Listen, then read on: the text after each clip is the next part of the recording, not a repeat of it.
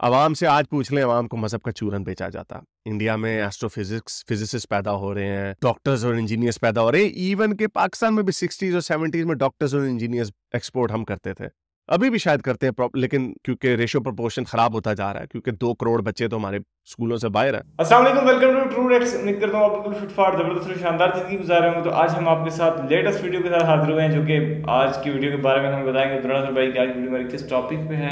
आज की वीडियो का हमारा टाइटल है इसरो वर्सेस स्पार्को, क्या पाकिस्तान इंडिया से कम्पीट कर सकता है। देखेंगे आपके साथ मिलकर ओरिजिनल वीडियो का।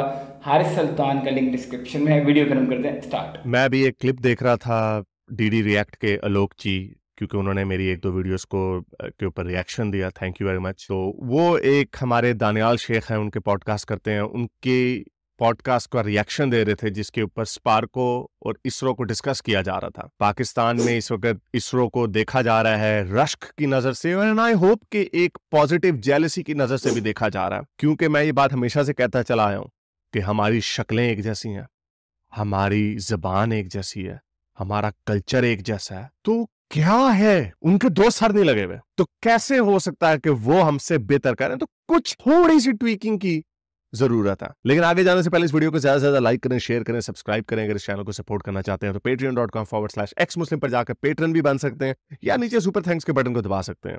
लेकिन अगर कुछ नहीं कर सकते तो नीचे कमेंट्स में अपने ख्यालात का इजहार जरूर कर सकते हैं। तो चलते हैं आज की वीडियो की तरफ। तो आलोक जी से पहले मैं एक शिकवा कर लूं कि इन्होंने जब इस वीडियो को रिएक्शन दे रहे थे तो उन्होंने एक बात 2 दफा बोली कि दुश्मन मुल्क भी अगर हमारे बारे में हमारी तारीफ कर रहा है तो इसका मतलब हमें ये बात ठीक है कि आपको फख्र करना चाहिए अपनी टेक्नोलॉजी के ऊपर, आईटी सेक्टर के ऊपर, और अब इसरो के ऊपर भी। You should be proud of yourself. लेकिन ये ऐसे है, वो एक मुहावरा है अंग्रेजी में कि humble in victory, gracious in defeat. तो थोड़ा सा हम्बल आप इसलिए रहें क्योंकि मैं एज अ पाकिस्तानी आपको ये बात कह रहा हूँ कि ये इस तरह की जबान इस्तेमाल करके कि वो दुश्मन है, और ये बात सच है आपकी, इसमें कोई गलत बात आपने नहीं की कि पाकिस्तानी इंडिया को अपना दुश्मन समझते हैं, और और ये नफरतें हमने अपने बच्चों को बचपन से सिखाई हैं।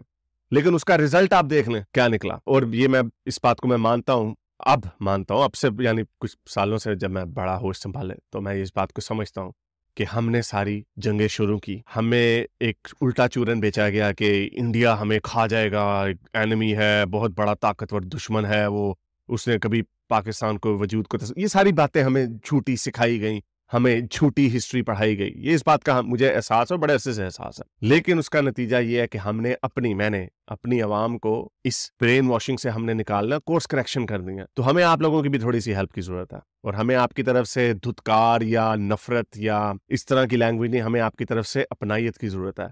मैं मानता हूं, और ये मैं ऐसा पाकिस्तानी कह रहा हूं जिसको खुद मेरे अपने लोग मुझे बड़ा बुरा भला कहते हैं। तो ये माइनॉरिटी की आवाज है, लेकिन ये आवाज जरूर है। तो ये मेरा आपसे शिकवा है कि प्लीज इस तरह की चार्ज अप लैंग्वेज ना यूज करें।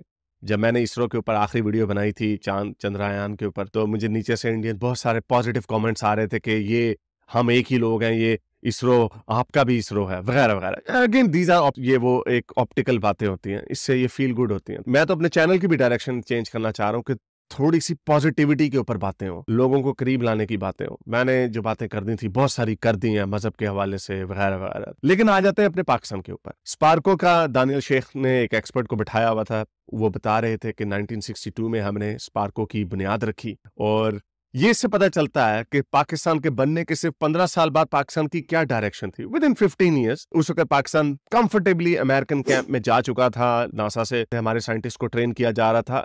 बड़ा विजन था, विजन ये था कि हम आगे, यानी इंडिया वाकई जो हमसे थोड़ा बड़ा था। कहीं पे पढ़ रहा था कि इंडियन स्पेस एजेंसी 11 मंथ बाद हुई थी। इसरो का नाम चेंज बना, वो ऑर्गेनाइजेशनल चेंज था, वो बाद में आगे जाके 68-69 में हुआ। हैविंग सेड दैट, पाकिस्तान का उस वक्त बड़ा विजन था कि हमने स्पेस पे जाना है, space the next frontier. 60s में क्योंकि लोग चांद पे जाने की तैयारियां कर रहे थे और ये फैशन था, तो बड़ा गोल था, बड़ा अचीवमेंट थी। ठीक है, हम अगर इतना बड़े नहीं, हम चांद पे नहीं जा सकते। बहुत सारे मुल्क हैं, यूरोपियन स्पेस एजेंसी मिलके वो काम करते हैं, ऑस्ट्रेलिया की कोई स्पेस एजेंसी छोटी सी है, बाकी you don't have to compete with the top. आपको अपनी चादर देख के पैर फैलाना चाहिए, लेकिन विजन बड़ा होना चाहिए। हमारा वो विजन था, लेकिन आहिस्ता आहिस्ता 65 की वॉर होती है। 65 से पहले इंडिया पाकिस्तान के लोग आते जाते थे, लोग कोई बड़ा आराम से वीजा होता था, सुना है कनाडा अमेरिका की तरह का काम था। आहिस्ता आहिस्ता काम खराब होता रहा, 65 हुआ, फिर उसके बाद 6 साल बाद 71 हो गया, फिर अफगान जहाज शुरू हो गया 79 में, और फिर ज़ियाउल हक यहाँ पे आ गया, पॉलिटिकल स्टेबिलिटी नहीं आई और बद से बदतर होते गए, हम नीचे की तरफ जाते रहे। इंडिया भी स्टडी था उस वक्त, इतनी तेजी से उसकी परवान नहीं उपजा रही थी, because they also had ideological issues कि हमने सोशल स्टेट रहना है, ओपन फ्री मार्केट जाना है, नहीं जाना, बट एनीवे दे उनकी अगर ग्रोथ एक्सपोनेंशियल नहीं हुई, but they contained with in themselves. फिर 90s आती हैं और फिर 2000s turn off the century आती है और इंडिया का ग्राफ ऐसे ऊपर जाता है और हमारा अफसोस ही होता है, बद से बदतर ही होता रहा। ये कहाँ से हम स्पेस के ख्वाब देख रहे थे और कहाँ से हम फिर दहशतगर्दी में गए, तालिबानों के अंदर घुसे, उधर कश्मीर में जहाद भेजा, एक्सपोर्ट किया। ये थी हमारी कॉन्ट्रीब्यूशंस। अवाम से आज पूछ लें, अवाम को मजहब का चूरन बेचा जाता। इंडिया में एस्ट्रोफिजिक्स फिजिसिस्ट पैदा हो रहे हैं, डॉक्टर्स और इंजीनियर्स पैदा हो रहे हैं। इवन के पाकिस्तान में भी 60s और 70s में डॉक्टर्स और इंजीनियर्स एक्सपोर्ट हम करते थे, अभी भी शायद करते हैं, लेकिन क्योंकि रेशियो प्रोपोर्शन खराब होता जा रहा है, क्योंकि 2 करोड़ बच्चे तो हमारे स्कूलों से बाहर हैं। और दूसरी तरफ क्या, अभी पिछले साल की खबर थी कि हमने 10 लाख हाफिज़े कुरान पैदा किए हैं।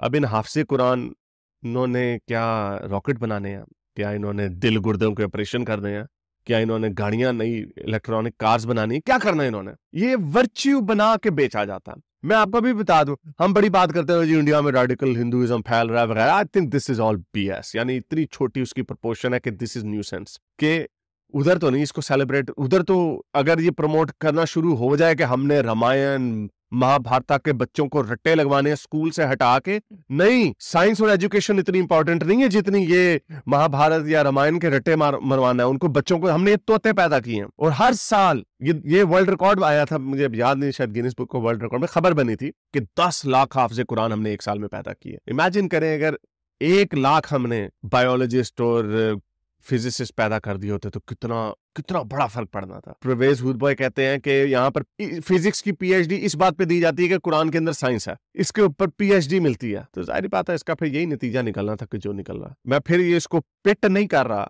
कि पाकिस्तान की स्पार्को किधर है, इंडिया की इसो किधर। Of course they are far bigger, उनका बजट बड़ा है, उनकी हर जगह पे, और जितने भी कंट्रीज जब ऊपर जाते हैं तो उनका स्पेस एजेंसी भी ऊपर जाती है, सोवियत यूनियन भी, अमेरिका भी, और आप चाहे चाइना का भी। और अब obviously India is going to be the second largest economy in the world, तो जाहिर बात है उनका फिर स्पेस का बजट भी नासा से बड़ा होगा अगर उनकी इकोनॉमी अमेरिका से बड़ी होगी। तो मुझे तो अब तो मैं, हालांकि जितने लोग मुझे जानते हैं, लोगों ने हमेशा मुझे ऑप्टिमिस्टिक किस्म का बंदा ही समझा, लेकिन बड़ा मुझे तो एक तरीके की मायूसी होती है। ये जेलसी उस तरह की नहीं है कि देखो यार वो हम क्यों पीछे रह गए। ये ऐसा नहीं है कि अगर आप इंडिया पाकिस्तान का क्रिकेट का मैच हुआ है तो आपको आप थोड़ा सा गमगीन होते हैं, फिर कहते हैं नहीं हम बेहतर हो जाएंगे, क्योंकि उसमें भी चलें, उसमें तो बेहतरी का चांस है ना। इधर तो बेहतरी का चांस नजर ही नहीं आ रहा दूर दूर तक। कहीं पे हमारी डायरेक्शन ही सही नहीं हो रही, कहीं ना कहीं तो खराबी है कि हर तरफ हम तनज़ुली का शिकार है।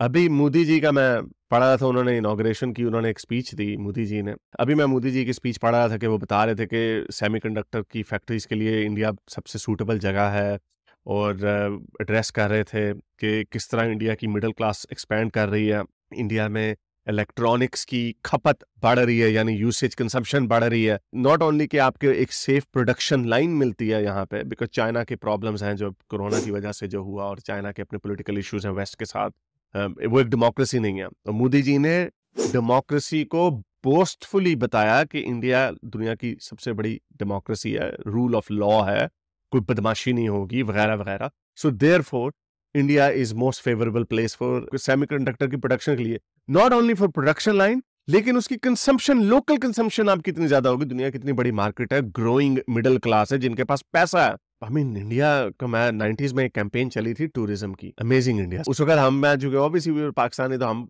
पिट करते थे, कंपेयर करते थे अपने आप को उनसे, नहीं आप नहीं ये वो, और ज्यादा से ज्यादा हमें क्या मिलता था, एस्थेटिकली क्या मिल जाता था, उनके पास इतने मिसाइल हैं, हमारे पास भी इतने मिसाइल हैं, और हमारी टीम के पास ये है, उनकी टीम के पास ये है।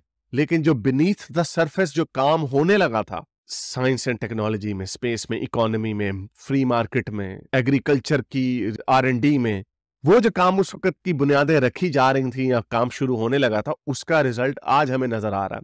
और फिर मैं ये कहूंगा, हम 90s में यहाँ पे पॉलिटिकल म्यूजिकल चेयर्स खेलते रहे, कौन वजीर आजम बनेगा, कौन इसका फैसला कौन करता था, तो जाहिर बात है यही रिजल्ट निकलना था। फिर उसके बाद मुशर्रफ आ जाता है, फिर डेमोक्रेसी पीछे चली जाती है। ये जो अगर पाकिस्तानियों को, मैं फिर ये कहूँ कि इसमें हमें सबक सीखना चाहिए, जेलस नहीं होना चाहिए। हमें सबक ये सीखना चाहिए कि मुल्कों की तकदीर बदलने में 2-3 दहाइयां लग जाती हैं, 10, 20, 30 साल लग जाते हैं। इंडिया ने जो काम ओपन मार्केट शुरू की 90s में, फिर 2000s में हमें नजर आना शुरू हुआ, 2010s में, और अब 20s में आपको सही तरीके से नजर आ रहा है कि वो किस तरह ऊपर की तरफ जा रहे हैं। पूरी दुनिया उनकी रिस्पेक्ट करती है। बाइडेन मोदी जी से मिलते हैं, जी थैंक यू, आपने हमारी इतनी जॉब्स बोइंग में बचा ली, इतना बड़ा ऑर्डर आपने दे दिया, हम क्या दे सकते हैं। तो जाहिर बात है उन्होंने हमारी खे सुननी है, उन्होंने कख हमें लिफ्ट करानी है। तो हमें अपनी डायरेक्शंस अभी अगर हम ठीक करेंगे तो 2040 में हमें उसके रिजल्ट्स नजर आना शुरू होंगे। लेकिन मुझे अभी तक अपनी डायरेक्शन सही होते नजर नहीं आ रही। अभी तक हमारी पॉलिटिकल मनूवरिंग हो रही है, डेमोक्रेसी को पनपने नहीं दिया जा रहा। जब तक आप अपनी फाउंडेशंस ठीक नहीं करेंगे, एक तो हमारी पहली फाउंडेशंस गलत है, तब तक क्या होगा। तो बड़ी सॉरी है, आज की थोड़ी डिप्रेसिंग वीडियो थी। हमारे जैसे लोगों के भी चैनल्स ब्लॉक किए हुए जो कि दुखते दिल से लेकिन सच्चे दिल से अपने लोगों को नई सोच देना चाह रहे हैं कि आगे बढ़े आप। ये छोड़ें ये दुश्मनियों को, ये छोड़ें ये हमने गज़वा हिंद करना है, इस्लाम का झंडा लहराना है, पाकिस्तान इस्लाम का किला है, छोड़ें इन बातों को। कुछ नहीं रखा इनमें। हम ये सोच देने की कोशिश कर रहे हैं कि आगे जाके हमारे बच्चे आज जो बढ़ रहे हैं उनकी सोच शायद आगे चली जाए, लेकिन हमारी आवाज़ों को भी बंद किया हुआ है, हमारे भी चैनल्स ब्लॉक किए हुए हैं। उम्मीद करता हूँ आज की वीडियो आपको पसंद आई होगी। इसको लाइक करें, शेयर करें, सब्सक्राइब करें। इस चैनल को सपोर्ट करना चाहते हैं तो patreon.com/xmuslim पर जाकर भी पेट्रन बन सकते हैं। अब तक के लिए इतना ही, अगली वीडियो तक साइंस हाफिज। वीडियो खत्म हो चुका है, वीडियो इतना ही था, काफ़ी इंटरेस्टिंग वीडियो था। आलोक रंजन से जो इन्होंने एतराज़ किया है पाकिस्तान के, जो एक हमदर्दी का एक होना चाहिए पाकिस्तानी सोसाइटी के साथ, तो वो जिस तरह डीडी रिएक्ट जो है अपना रिएक्शन देते हैं, तो वो मैं समझता हूँ, मैं भी हारिस सुल्तान की इस बात से एग्री करता हूँ। क्योंकि एक दो बार मैंने भी डिफेंस डिटेक्टिव वाले वीडियो में या पता नहीं डीडी रिएक्ट के वीडियो में वीडियो देखा था एक, उसमें आलोक रंजन का एक एनालिसिस था। उन्होंने ये कहा कि ये सारा कसूर जो है वो वालिदैन का, कि ये जो इतने जो इनको बनाया हुआ, दुश्मनी पाली हुई है और ये सब किया हुआ है, और बताते हैं कि यार ऐसा ये है, वो हिंदू मुस्लिम फसाद और ये सारी चीज़ें, तो उनकी जिम्मेदारी है। उनका कैसे, एक टाइम पे जो वालिदैन थे वो भी बच्चे थे, तो वो बच्चे जब थे तो उनको ज़ाहिर है पीछे से मिला, तो उनका क्या कसूर है। जो बच्चे थे जब उनको एक माहौल मिलना है, तो उन्होंने जब वालिदैन खुद बनना है, जब माँ बाप बनना है, तो उन्होंने भी अपने बच्चों को वही सिखाना है। ज़ाहिर है वो उस चीज़ के अंदर ही है, उस जोन के अंदर ही, उस चीज़ के अंदर ही रह रहे हैं, तो उनका कसूर तो नहीं है ना। तो डिफेंस डिटेक्टिव आलोक रंजन ने उनको कर दिया, पकड़ लिया और ये सब कर दिया। हाँ मिस्टेक हो जाती, कोई मसला नहीं है, लेकिन जहाँ मिस्टेक है उस पर फिर बात भी होनी चाहिए, ऐसे जैसे भी हम बात कर रहे हैं। तो कसूर असल में वो था जब ज़ियाउल हक के टाइम पे ये रेडिकलाइजेशन वाला सीन स्टार्ट हुआ। वो ऐसी आग थी जो अब जंगल की आग की तरह फैल चुकी है और अब वो बंद होने का नाम ही नहीं ले रही। उस आग की वजह से अब वो वालिदैन भी एक टाइम पे बच्चे थे और अब वो बड़े हुए, और उनके बड़े होने के बाद अब वो सारे रिजल्ट इस तरह के, अब हमें ऐसा लगता है कि वालिदैन का कसूर है। वालिदैन भी एक टाइम पे बच्चे थे, उन्होंने भी वही सीखा, वो आगे बच्चों को भी वही सिखाते हैं। कसूर फिर किसका है? कसूर फिर उन लोगों का जिनको पता है कि यार ये गलत है और फिर भी बात नहीं करते। खास करके ये नेशनैलिटी के हवाले से या दुश्मनी के हवाले से, इंडिया पाकिस्तान की दुश्मनी के हवाले से सबसे ज़्यादा गलत तो ये लोग हैं, क्योंकि ये आगे नहीं बढ़ रहे, तो उनको तो पता ही नहीं है उनका क्या कसूर है। उन्हें जो पता चलेगा, जितनी इन्फॉर्मेशन उनको है, जिस माहौल में वो लोग रहते हैं, उन्होंने वैसे ही रिस्पॉन्ड करना है। लेकिन वो लोग जैसे अभी हम बात कर रहे हैं, हमारा कसूर है, वो हमारे अलावा वो लोग जिनको पता है उनका कसूर है, या फिर उनका कसूर है जिनको अच्छा माहौल मिला। डीडी रिएक्ट की मैं बात कर रहा हूँ, या इस तरह और इंडिया से लोग जिनको, इंडिया में तो अच्छा माहौल है ना कंपेयर टू पाकिस्तान, या इंडिया में तो उस तरह नफरत नहीं फैलाई जाती। कंपैरेटिवली हम मवाजना कर रहे हैं कि अगर यहाँ ज़्यादा है तो वहाँ इसकी निस्बत कम है, क्योंकि वो अगर नफरत फैलाने का काम सिर्फ वो कर रहे होते तो वो फिर आज आगे कैसे चलेगा। ज़ाहिर है हमारी निस्बत कम है, तभी तो आगे गए ना। उन्होंने टाइम निकाला है, उन्होंने अपने आप को टाइम दिया है, रिसर्च की है, स्टडी किया है। अगर हर वक्त नफरत ही फैला रहे हैं हमारी तरह कि बैठ के स्टेज पे और बस यही बात हो रही है इंडिया पाकिस्तान और हिंदू मुस्लिम और ये वो सारी बात, अगर सिर्फ ये हो रहा होता तो आज इसरो कैसे होता? किसी और ने तो नहीं करके दिया, उन्होंने किया ना। तो ये इस तरह की बात है। तो उनको तो अच्छा माहौल मिले ना आलोक रंजन को। हमारा तो इस तरह जहर उगलना समझ में आता है कि चलो माहौल मिला ऐसा, लेकिन उनका ये जहर उगलना और इस तरह बात करना कि यार दुश्मनी होना, ये करना वो करना, ठीक है अपनी जगह बात ठीक है। जैसे हारिस सुल्तान ने कही है कि यार वहाँ से नेगेटिव रिस्पॉन्स भी तो आता है, लेकिन यार आप तो जेनरोसिटी का मुजाहरा करना चाहिए ना, आपको तो अच्छा माहौल मिला है, हमें तो रेडिकल किया गया ना, आपको तो नहीं किया गया, हमें रेडिकल किया गया, हमने उसके बदले में एक असर दिखाया कि हम लोगों को इन रिस्पॉन्स फिर हम जहर उगलते हैं। आप लोगों को तो अच्छा माहौल मिला, आप लोग इस तरह की बात करके खुद ये बताते हैं कि हम भी कहीं ना कहीं रेडिकल हैं ऐसे वैसे। नहीं वैसे मेरे ख्याल से अगर उन्होंने इस तरह की बात किया तो उनको नहीं थी करनी चाहिए, क्योंकि ये एक नेगेटिविटी भी फैलाती है। और मेरा ख्याल से कि अब हमको बस कर देना चाहिए कि ये हिंदुस्तान और पाकिस्तान और ये और वो ये दुश्मनी है जो भी हम अपने माइंड में उनको लेके फिर रहे हैं ना, इन चीज़ों को दूर करना चाहिए। और दूसरे नंबर पे इसमें कसूर सिर्फ डीडी रेक्ट का है, बाकी जो इस तरह सोचते हैं, मुस्बत सोचते हैं, अच्छा सोचते हैं, उनका नहीं है इस तरीके से कि अभी कोई बंदा एक गलती करता है। हाँ, मैं आलोक रंजन की ही बात कर रहा हूँ यहाँ पर्टिकुलरली। अगर कोई बंदा गलती करता है तो मेरा ख्याल है उसको पूरे हिंदुस्तान पे अगर हम ना करें, हाँ पूरे पे नहीं कर रहे, लेकिन वो बंदा कि जो कर रहा है, बंदा हमसे मतलब नॉर्मली जैसे हम बात करते हैं वैसे हम बात कर रहे हैं सिंपली कि नहीं करनी चाहिए। हमने कितना सीखा पिछले 3 सालों में, ज़मीन आसमान का फ़र्क है। आपको स्टोरी हमने पीएम मोदी के हवाले से बताई थी सुपायलट की वीडियो में, अगर आप देखना चाहते हैं आप वहाँ जाके देख सकते हैं। तो वहाँ हमने पूरी स्टोरी बताई थी अपनी इस हवाले से कि हम पहले क्या थे और अब क्या है। पीएम मोदी को पहले क्या समझते थे, अब क्या समझते हैं। तो अब की बात आप देख रहे हैं, इंप्रूव करता है बंदा। हम ये तो नहीं कह रहे कि डीडी रेक्ट बिल्कुल ऐसा या किनारे से लगा देना, दीवार से लगा देना, ऐसी कोई बात नहीं है। मिस्टेक होती है, बंदा बात करता है और बंदा अगला उसको इंप्रूव करना चाहे तो वो कर ले, उसी का फ़ायदा है। नहीं करना चाहे तो फिर जाहिर है वो फिर इफेक्ट उसका आता है। एक बंदा पब्लिक फिगर है और लोग सुनते हैं, ऑडियंस है, तो उसका इम्पैक्ट तो फिर पड़ता ही है, वो तो उससे कोई इनकार नहीं कर सकता। लेकिन बात असल में ये मैं करना चाह रहा था, मैं तेरी बात मैंने काट दी, कर ले तो पहले कि वो ये बात है कि हमें तो मिला ही माहौल ऐसा, तो हमारा जस्टिफाइड है कि हमें वालिदैन को भी मिला, वालिदैन आगे बच्चों को भी दिया, जब बच्चे वालिदैन बने उन्होंने भी आगे वही दिया। सोशल मीडिया तो अब आया ना, ये 5 साल पहले की बात है, उससे पहले तो हाँ जो एक आम हुआ है, लेकिन इससे पहले तो नहीं था। तो रेडिकल जाहिर जो पीछे लोगों ने बताना है तो वैसे ही होना है। लेकिन आप लोगों का माहौल तो अच्छा है ना, तो आप लोगों ने ठीक है, आप बात कर रहे हैं कि दुश्मन है, ये है वो है, पाकिस्तान से अच्छा रिस्पांस नहीं आता, आर्मी का मसला ये है वो अपनी वजह का बात ठीक है। लेकिन वो जो एक होती है ना खुंदक वाली साइड, वो थोड़ी सी मुझे ऐसा लगता है कि यार वो ज़रा नेगेटिव चली जाती है। क्योंकि आप जेनरस लोग हैं, आप लोगों ने, आप रेडिकल नहीं हैं, आप इंसान हैं ज़रूर, लेकिन पढ़े लिखे लोग हैं, ये हैं वो हैं, तो उससे फिर बंदा इस तरह एक्सपेक्ट नहीं कर सकता।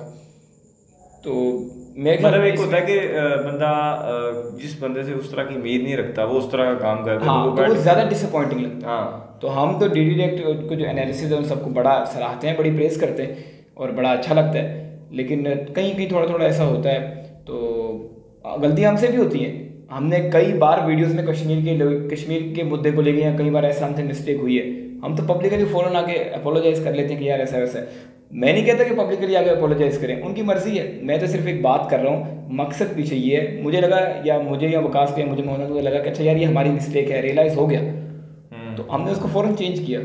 आपने हमारा जर्नी सारा देखा है, वो किससे ढका चुका है, पब्लिकली ये सारा वीडियोस देखें। 3 साल से जो वीडियोस अपलोड हो रहे हैं चैनल्स पे, ईगल सुपारी पे और ट्रू रिएक्ट्स पे अभी स्टार्ट किए, जिस पे आप ये वीडियो देख रहे हैं, तो जर्नी तो हमारा आपके सामने है। इसमें कोई गलत बात भी नहीं होती यार, अगर एक बंदा बता रहा है यार ये गलत है ऐसे वैसे, तो मेरे ख्याल में उसको हमें करना चाहिए। सारी बात तो हमने इधर ही कर दी ये जैसे कि बात सिर्फ ये थी, लेकिन बात असल में जो बाकी थी इसके अलावा इसरो वर्सेस सुपार्को वाली, तो कंपैरिजन तो कोई भी नहीं है। कंट्री जब ग्रो करता है, इकोनॉमी ग्रो करती है, ज़ाहिर है पैसा फिर डिस्ट्रीब्यूट होता है। अगर कंट्री एक जिम्मेदार कंट्री है जिसमें स्पेस में भी जाएगा, आर्मी में भी जाएगा, मैन्युफैक्चरिंग में भी जाएगा और फॉरेन इन्वेस्टमेंट भी बाहर से आएगी, उसका भी एक फिर अपना एक कोटा है। तो ये बात तो इनकार नहीं किया जा सकता कि बाद में बना इसरो सुपार्को से, पाकिस्तान की स्पेस एजेंसी से बाद में बना इंडिया की स्पेस एजेंसी कुछ टाइम के बाद, लेकिन उसके बावजूद कितना अब आगे ये किसी से ढकी छुपी बात नहीं है। चंद्रयान 1, 2, 3 और मार्स मिशन, इसके बाद फिर जो सूरज का मिशन है और समंदर का भी मिशन है, सारे मिशन इसरो कर रहा है बड़ी स्पीड से। लेकिन मतलब तरक्की कर रहा है, अच्छी बात है, बड़ी जेलसीज हमें तो नहीं होनी चाहिए खास तौर पे।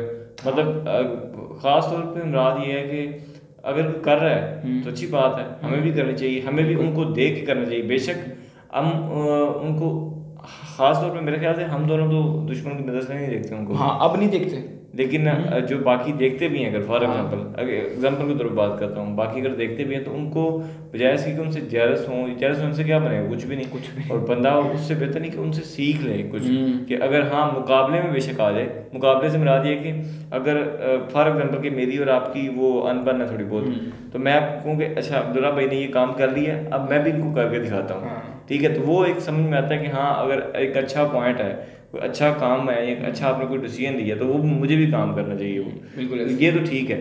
लेकिन इससे आगे बंदा नेगेटिविटी अपने अंदर फैलाए और उसका नुकसान आपको नहीं होना, वो मुझे ही होना है उल्टा। अगर मैं करता हूँ इस तरह कि मैं कुछ नेगेटिविटी अपने अंदर पैदा करता हूँ और मैं इख्तलाफात रखता हूँ और पता नहीं क्या गंद शांद ये वो, तो वो बड़ा हैवी सा सीन हो जाएगा। बिल्कुल। मेरा ख्याल है कि डिबेट काफ़ी लंबी हुई है इस पर। तो हमारा ये एनालिसिस था, हमसे भी हो सकता है कोई मिस्टेक हुई, अगर आपको लगता है हमने कोई मिस्टेक की हमें बताइए, ऐसे इंप्रूव होता है। कोई भी बंदा अगर ये समझता है मैं पब्लिकली आऊँ और मेरे से मिस्टेक हो ही नहीं सकती, ये तो उसकी सबसे बड़ी गलत फहमी है। इंसान है, कहीं ना कहीं भूल चूक हो जाती है, हमसे भी शायद हुई हो, तो हमें इस हवाले से बताइएगा। उम्मीद है आपको हमारा रिव्यू पसंद आएगा। हारिस सुल्तान को सपोर्ट एंड सब्सक्राइब करना नहीं भूलिएगा, लिंक इनके डिस्क्रिप्शन में। हालांकि पाकिस्तान में इनका चैनल तो ब्लॉक है, इंडिया में चलता होगा, तो आपको तो शो हो जाएगा, आप लोग कर सकते हैं। तो मिलेंगे हम आपको अगली वीडियो में, तब तक के लिए अल्लाह हाफ़िज़।